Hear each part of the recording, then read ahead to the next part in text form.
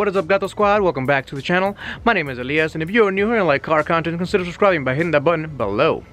So, yesterday's video, thank you so much for watching it. I think it was exciting. It's a little bit different. I don't know if you guys noticed. It's more vlog style. It was me interviewing a Ford Focus RS owner. Now remember, there's a 3-part series, so don't miss out the next 2 videos. So I'll be releasing another one tomorrow. And then the last RS video is going to be Monday. That's going to be the full RS review done by me. Now, for those of you that have been asking the question, oh, are you going to replace the Type R with the Ford Focus RS? Are you getting rid of the Type R? I'm not yet getting rid of the Type R. Of course not. I'm giving Honda time to, rectify the problems and seeing what we can do to fix the problem. So this is just a review of the Ford Focus RS and my thoughts on it. So it should be a lot of fun. Alright, so without further ado, today's video has to do with the 5 positive things of owning the Type R in the winter. Believe it or not, there are some really good things that this car has that equips it pretty well for winter driving. Now, I've already showcased it a little bit in my previous video of driving in the snow and driving in the winter. This is a little bit more focused on how it feels as a winter car. So let's go ahead and get started and take a little drive, and I'll tell you guys what's good about the Type R in the winter. Enjoy.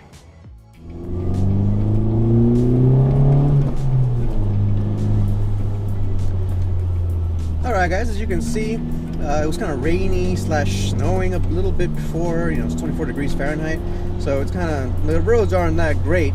But let's go over the 5 positive things about the Honda Civic Type R as a winter car. The first thing, obviously, I think you know what I'm going to say, and if you don't, well, you haven't been watching the channel long enough, is that it's a blast to drive around. It's so fun to drive this car around, even in the winter, especially in the winter. There's so many reasons why that is, but that's basically the first reason why I would drive this car around in the winter. It's just so much fun to drive around, even in slippery conditions. The car is so responsive, it's so stable around the corners. I'm driving around in comfort mode right now because I think that's the best mode, especially in the winter. I'm calling that the winter mode now. Whenever it's wintry conditions out, I'm putting it in comfort mode just because I want everything a little bit softer. I want to have more modulation available to me than usual. So that's definitely the first thing I want to say.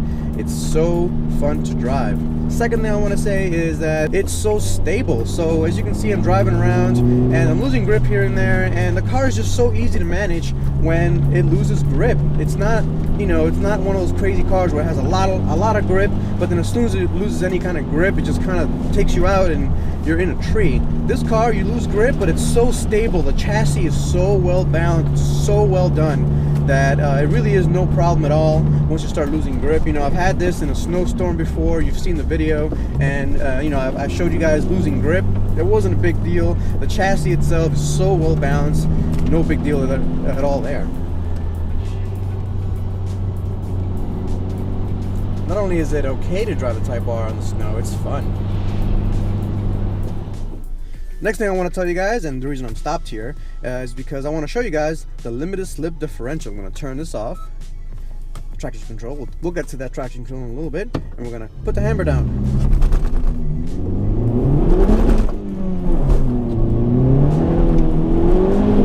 Now, of course, there's no all-wheel drive system, but having that limited slip differential makes all the difference in putting the power down. Obviously, again, if I had the all-wheel drive system, it would be a lot easier to put the power down. This car doesn't have it. Some people don't want it, some people do want it. I'm kind of in the camp that kind of wants all-wheel drive, but without it, the car is lighter, remember. And with this limited slip differential, you're really not grasping for that much grip. Honestly, both tires are spinning. It doesn't let one tire just spin out by itself. Both tires are trying to get grip, and that's really awesome. The car, again, feels more stable because of it, and it's just an awesome thing to have. A limited slip differential. I feel like all cars should have limited, at least one axle have a limited slip differential. You're missing out if you don't have one.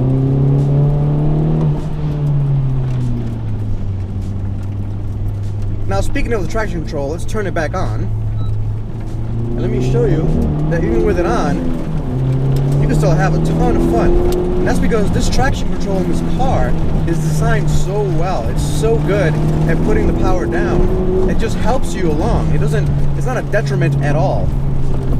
Now, the traction control in my 335D, for example, just cuts power almost entirely, and you're left kind of lurching around back and forth. This car doesn't do that.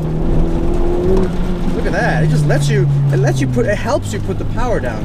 It actually is actively braking the left and right tire, and is trying to kind of vector the power to where the traction is. Let's take a little right here. Quick right. Yeah, the back end comes around. Awesome time with this car. Got a little speed bump action here. Now the reason I'm here, because I want to do some slow speed drifts here. Not drifts, but slow speed demonstration of the traction control. And you take a look, it's every time I put the power down, well, I'm being exaggerating, of course. I'm putting as much throttle as I can. I'm letting the traction control kind of figure out how much power is going to put the power down. So there you go. I'm spinning around here. There's a lot more snow than the main roads. But if you take a look, it really does help you get that power down. I love the stability control in this car. That's something I thought I'd never say. I thought I would prefer a car without stability control, and I still do. My Prelude and my Type R, my Prelude and my S2000 don't have stability control, and I like them for it. But the fact that this car has it, and it actually helps you put the power down, I think it's an awesome part of the Type R.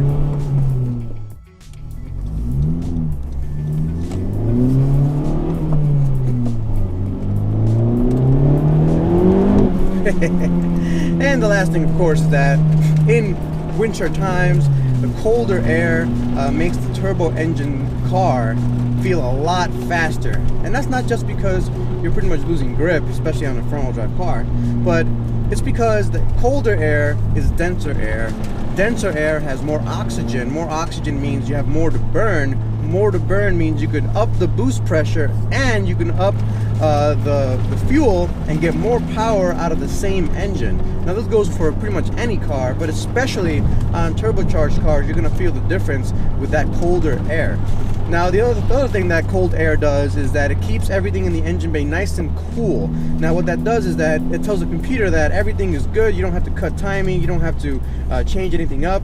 Good to go. So you're going to get a lot more power in winter weather. Now putting that power down is a different matter altogether. As you can see, we have a bit of snow here. Look at this. Look at this. This is a beautiful road.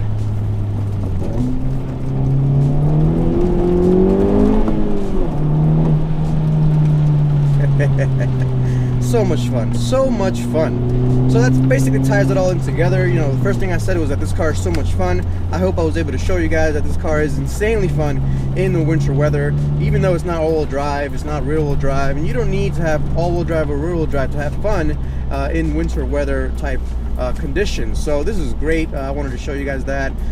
If you have any questions, as always, put them down below. Please hit that thumbs up button if you like the video, and I'll catch you guys next time. Peace out.